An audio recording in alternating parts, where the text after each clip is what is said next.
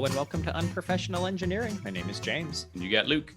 Luke, we're continuing our series on what is fill-in-the-blank engineering, this time focusing on biomedical engineering. Interestingly, James, I never thought that this series would have been a good series, but it's super easy to do the research for us. I think. No, it's a secret. Don't say that. But like people really seem to respond to this. I think that, and it makes me question every decision I made about my education every time we do one of these. That's the worst part. So I love that people listen to these and enjoy them. I find that a lot of high school students write in about them, college students, but also people that are just like in the field, like, yeah, man, that's the experience I had in college. Oof, like stuff like that. It's really awesome. But you're right. The whole like, why did I choose to do this with my life? I mean, I think that enough on my own. I don't need this to like reinforce that, but so be it. So James, what does a bioengineer or biomechanical, or I'm sorry, biomedical, we almost did two different things, a bioengineer or biomedical engineer do exactly? Well, Luke, it is a multidisciplinary STEM field that combines biology and engineering. Nice. It's like magic, right? So first off, if you're good at both biology and engineering, you're a special kind of person. You are. Because biology is just the worst, right?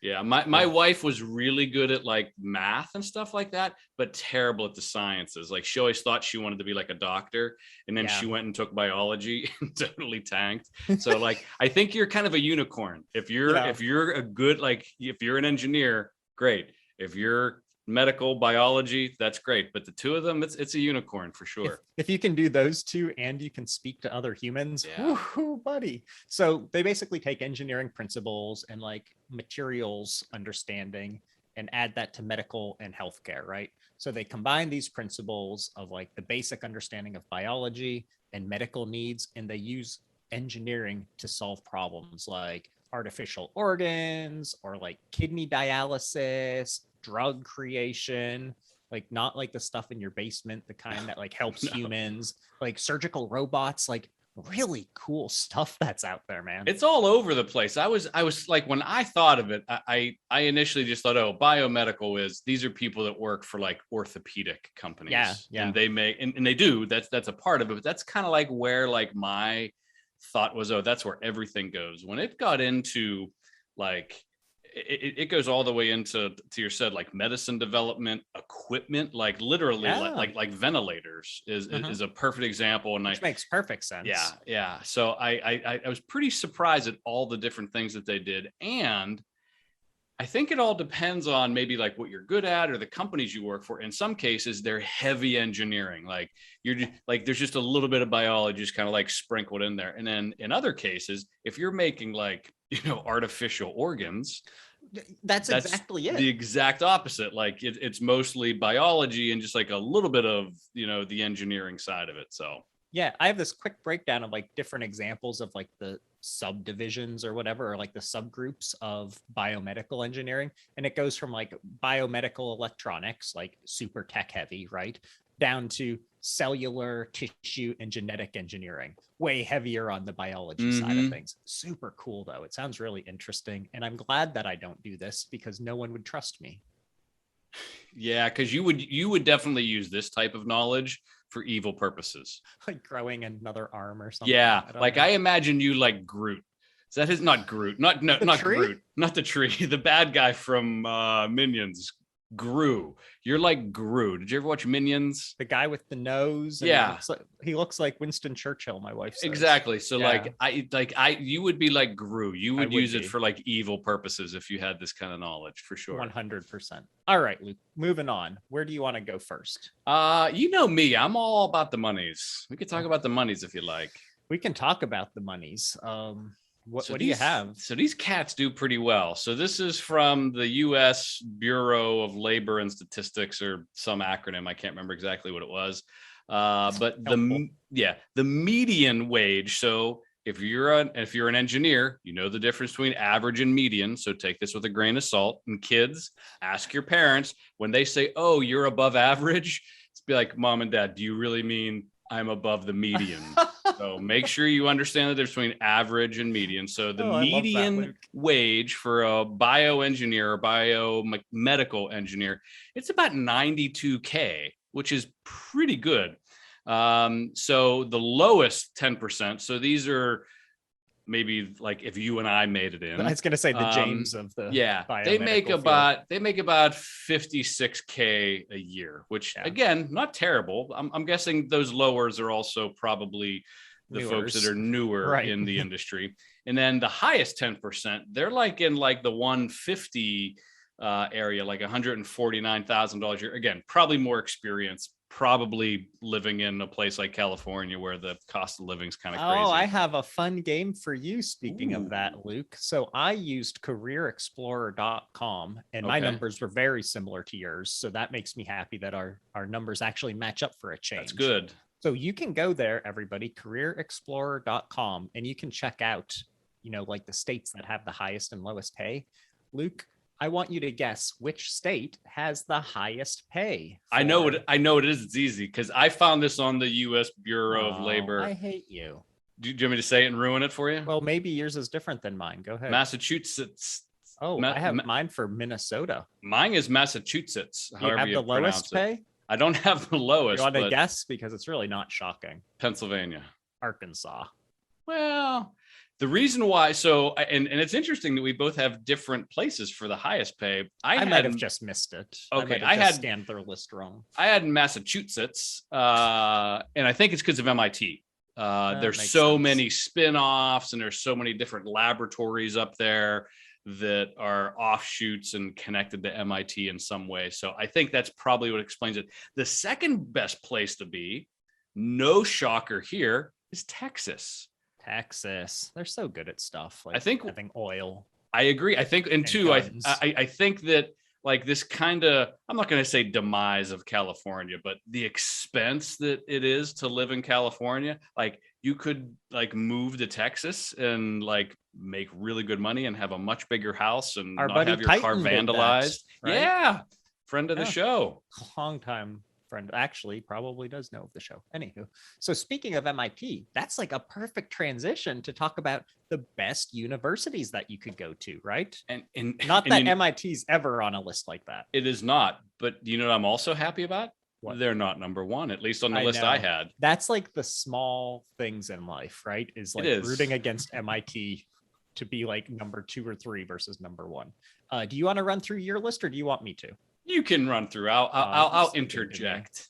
Numero 1, Johns Hopkins University. Did you have that? I did. $57K a year. And that's not like in-state, out-of-state. That's just like have fun with your $57K a year. A year. So undergrad, you're looking at $230K for an undergraduate degree. Unbelievable. I mean, but then you get to number 2, Georgia Institute of Technology. Yep. 33, 34 a year, right? Or about 34, or not like even 13. 12.5 if you're in state. That's unbelievable. I've said this before in one of my rants. I think if you're a kid and you're in high school and you're getting ready to graduate and you're going to go to and you're not going to go to a state school, you essentially hate your parents.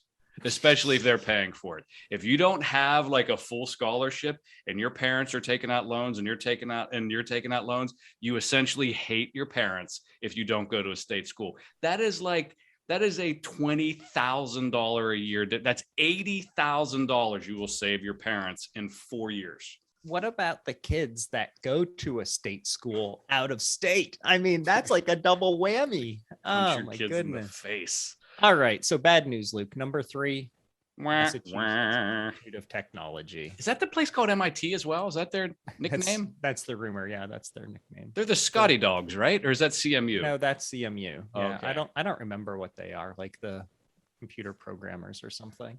But 54, 54-ish, 53.8. Ugh. I do like the reputation score that I have listed here of 4.9 out of 5. Like, that's pretty good. A new one coming to the list, Luke. So, a lot of these are kind of similar. John Hopkins is a new one. Duke University. Yeah. I've always known Duke was a huge medical school. Hasn't been on our list of anything else. For engineering, though, this is, it's really interesting. Again, that 60,000 plus. That's crazy. They have a great basketball team, though. They do. Is that where they have the really mean coach that yells at everybody? Coach K? He retired. He retired, I think. I don't watch basketball. Yeah. Stanford, number 5. Okay. 56,000.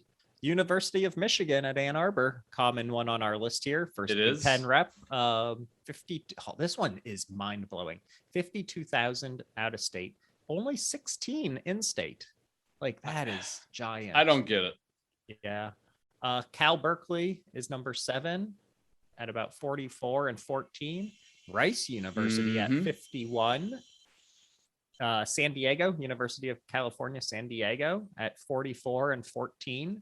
And then the University of Pennsylvania, not to be confused with Penn State University. Yes. Coming in at 60,000 per year. This is the hoity-toity university over near Philly. Yes. Hoity and toity. Yeah. This is not up near Mount Nittany at all. Mount Nittany. I love it. Crazy. Like, they weren't even in the top 10. They didn't even get a number.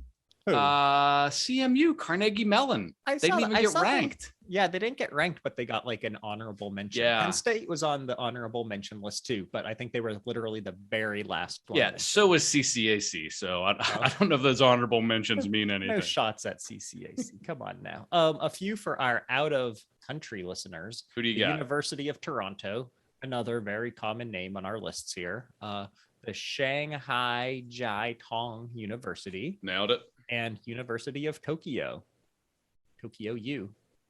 Have you been watching? Did you watch Olympics? Speaking of Tokyo, I did not watch. I mean, you know me. Some girl was like quitting and then won a medal or something. Check out our Olympic sports episode if you've never done it before. But I loved the Olympics. Like, it was weird this year, but because there was like no audience, but they were in Tokyo this year, in case you weren't paying attention, James. I did know that. And I'm following all the Paralympics right now, which is amazing, because all of these athletes are, it's crazy to think how different the sports are, but yet they would still dominate me in basketball. Oh my goodness, yes. Track, anything. Like, no contest. Absolutely no contest, Luke. One fun fact before we take a quick break. Shoot. Some biomedical engineers actually attend dentistry school or medical school to specialize in applications at like the front lines of patient care, like using electric impulses and cool new ways to get muscles to move and stuff like that. So they go like extra crazy on the education to become just the best in their field, just like us. It seems like a lot of school to me. Oh, for sure. All right. So before we go on with more things about school, let's take a break for a word from our sponsor. I have to assume John Hopkins University. John Hopkins is not our sponsor, but we have one that's even better, Luke. What? The Big Compute Podcast. Take a listen. What can computational science tell us about the tsunami generated by the biggest earthquake to ever hit Europe? Before you know it, everything is shaking, and shaking loudly. What makes the coronavirus so contagious? It's the machine that literally will latch on to your human cell and ultimately infect you. And what was it like when a massive act of cyber warfare stopped an entire country in its tracks? Their ATM greets you with red text over a black screen. This is really starting to creep you out. These are just some of the questions being answered every day through the power of computing. And on Season 2 of the Big Compute Podcast, we transport you to the heart of these stories, giving you a first-hand look at how computational science is changing our world. Find the Big Compute Podcast wherever you get your audio, or visit bigcompute.org. All right, so we can't get away without doing at least one shout out here. Who do we got? We got Nolan C. He writes in and says, "This is Nolan from Lake Geneva, Wisconsin." So it's probably snowing there by now. I'm right? sure it is. I mean, August, yeah. Either that or they're in their cheese making season, I'm sure. I do love cheese. I will be a senior in high school this year and am planning on pursuing a career in engineering and physics. Nice. So clearly smarter than us. Yes. I'm not sure which engineering I want. So I've been watching your What Is series. Nice. This How really perfect is that? Yeah, good timing here. I found this podcast a couple of months ago and I totally love it.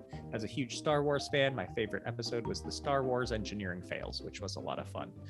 Best podcast ever. Keep her moving. So thank you, Nolan. I appreciate it. There you go. If any of you want us to keep her moving, if you want some sweet stickers, if you want to, I don't know, just say hi or tell us that we're doing something awful, whatever, go ahead and email us at unprofessionalengineering@gmail.com. And don't forget to like, share, subscribe, give us reviews. And as always, you can tell your smart devices to play the Unprofessional Engineering Podcast. My goodness. So I had one other thing having to do with the colleges, if you Shoot. are okay with that. So basically the classes that you would take. So I've made it pretty clear that the basics are all the same. In fact, I would go so far as I was reviewing the classes that they take for all of this fun. There's about 10 classes that differentiate a mechanical from a biomedical from a civil. Like they all are the same. So Yep. that feels like one extra year. Like if I wanted to go and I'm like, okay, I'm a mechanical and I wanted to get a civil degree, I feel like I could wrap that up in a year. You Not probably now. could. I mean, not you're smart. now, right? But back then, maybe I could have. So some of the classes that they would take that sound just terrible to me: cellular and molecular biology, Nope. systems physiology, Nope. biomedical signals and controls. That's interesting. That is interesting. I'd fail, but it's interesting. Yes. Biomedical measurements 1 and 2. Oh, I don't got even the know what measurements. that means. So first of all, you and I got the measurements down pat. Beard The whole second the whole on- metric to English. Check out our wacky units Oh my episode, goodness, but we those are definitely just got the the best. measurements down. Heck yeah, we do. All right. So where do you want to go next? So I think we got to talk about let's do job outlook. I got a short thing on Ooh. job outlook, and then I also Like have the magic some, 8-ball where it's like outlook not so good. no. Oh, but the interesting thing is the outlook for these cats is pretty It good. really is. It yeah. is. So so first of all, it's projected to grow at 5%. And this is year over year, if I'm reading it correctly, which seems like a lot, but I guess not, like in the grand scheme of things, from 2019. And it's growing faster than all other engineering occupations. So of all Yeah. the other whatever engineer. And I think it kind of makes sense if you think about how technology is changing nowadays, and you think about how everything is, happening from, computers and science and medical stuff. I really do feel like that it makes sense that this one is growing faster. I also would want to point out that this is probably growing faster percentage wise. It doesn't necessarily mean that there's less demand for new mechanical. There's more of, engineers or there's something. less of them, But because there's very few of these yeah. folks, and this Yeah. job is super important and really growing in that fashion. Yeah, for yeah. sure. I Yeah. saw a fun fact for you, Luke. Ooh, Along this, I saw that biomedical is rated as the number 5 best engineering option for whatever that's worth. So not that the job growth isn't fast or anything, but just like overall ranking between the work you do, how rewarding it is, the money you're paid, the hours you work.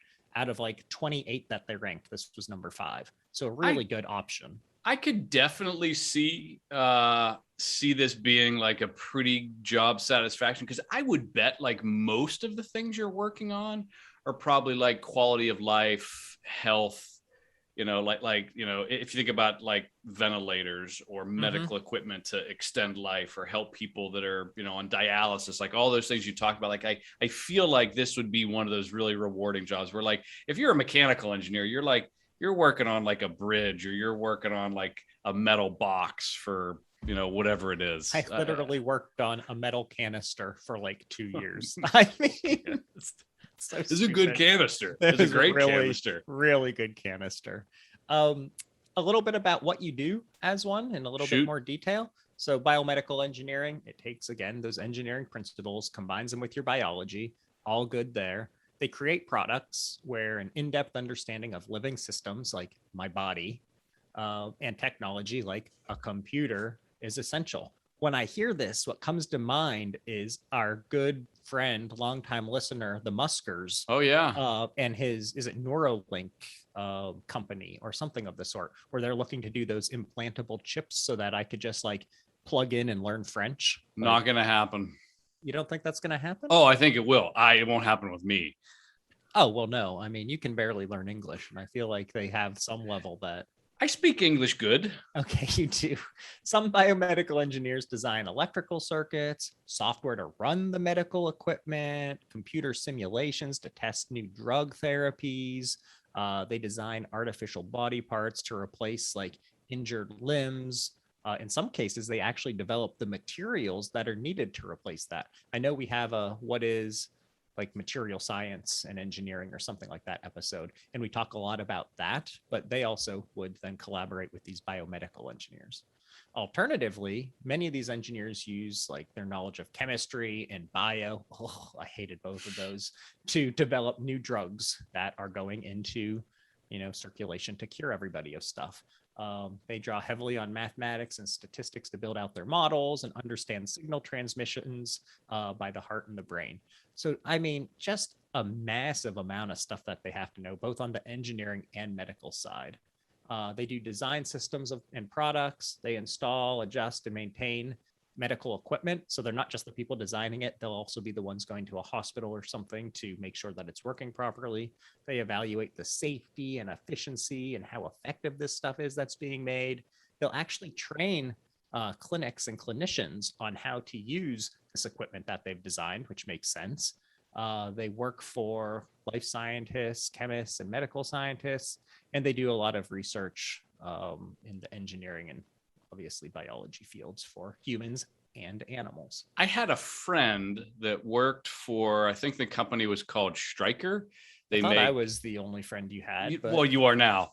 So I said I had, past tense. Okay. I had a friend. I think I'm pretty sure it was Stryker. So Stryker makes like all kinds of medical implants, like fake knees and elbows and hips and stuff like that, and shoulders, knees, and toes. And I think he was a salesperson. But we talked a couple of times over the years, and he was talking about how you talked to your friend a couple of times they over the years. Follow up on. So like once you get a knee replacement, like they have, and I'm guessing it's these biomedical engineers, like they follow up with you during your therapy, especially if it's like a new product that they're testing out or that they're doing.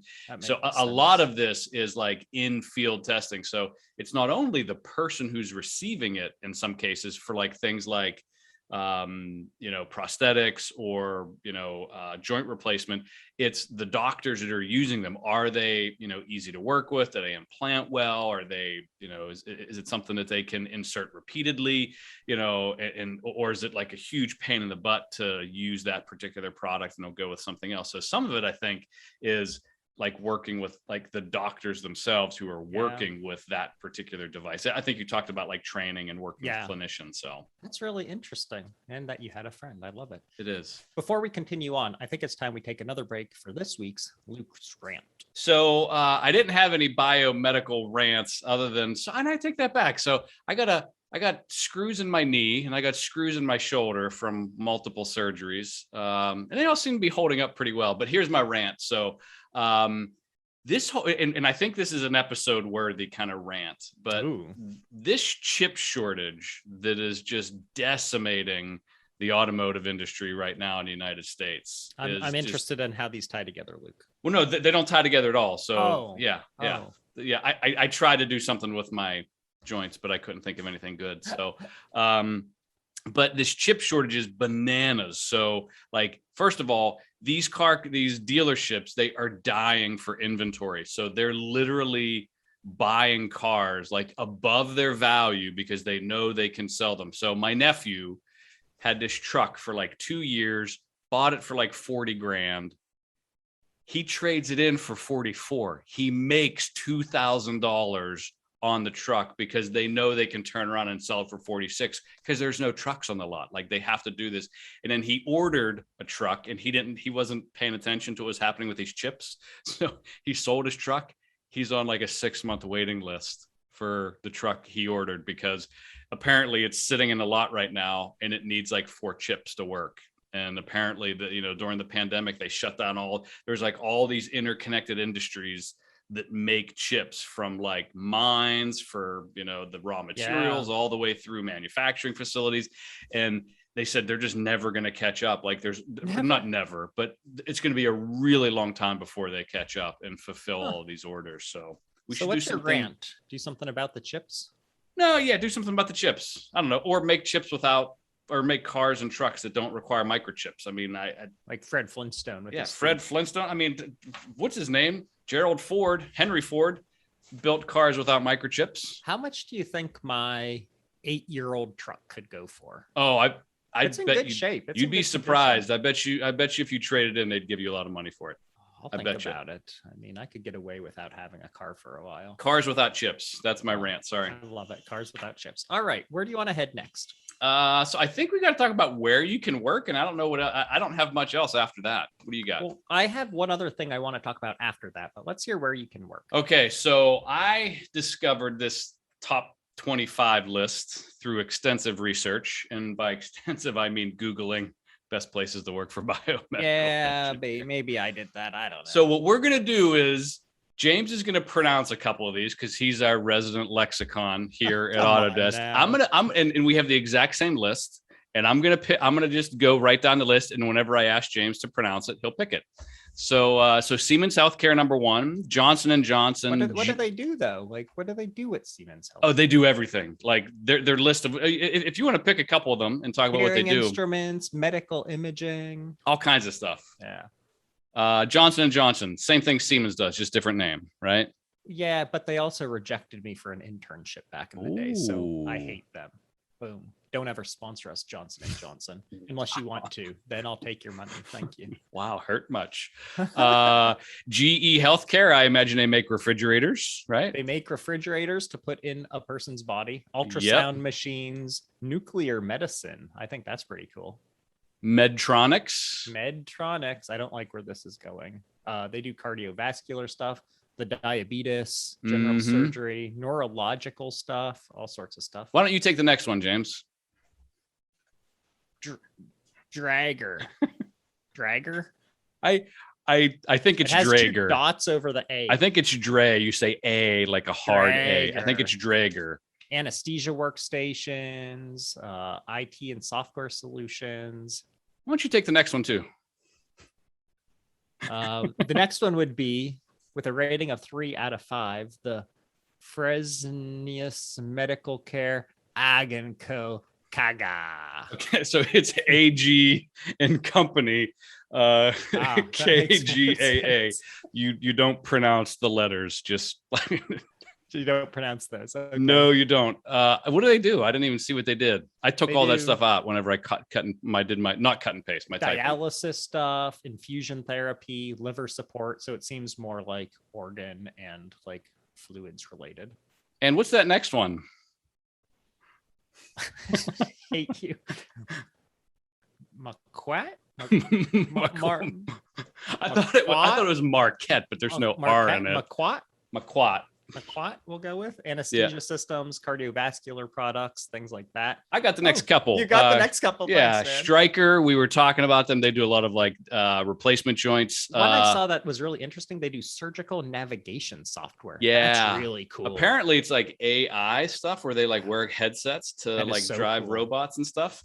I'd get sick, but that would be neat. Philips Healthcare, they do all kinds of stuff. I was just at the doctor the other day, and like the blood pressure cuff was a Philips. Yeah. Samsung Healthcare. I'm assuming that's televisions at doctors' offices. Check out that's probably what it is. Check out our episode on Samsung, because it really gets into, first how they started as a grocery store, and then also like just how they've grown into this massive like conglomerate. Really cool. And we don't have to go through the whole list, but the next one I want to do is B. Braun. I'm assuming these are the electric toothbrush people? The same people? LeBron. I don't know if it's the same people or not. And then I don't know if you want to enunciate any of those other ones on the list. Smith's Medical. I can do that one. Scanray Healthcare, Zimmer Biomet, Toshiba is actually listed. Olympus, Carl Stores. Some guy, apparently. Abbott, Agfa, Care Fusion, a lot of them. There's a lot of them. I think you've embarrassed me enough. Sorry. But I did want to put something out there for our listeners Shoot. to answer before we wrap this up. So last night I'm sitting on the couch and I don't know why this came into my mind. Maybe I was influenced by things, I don't know, television or whatnot.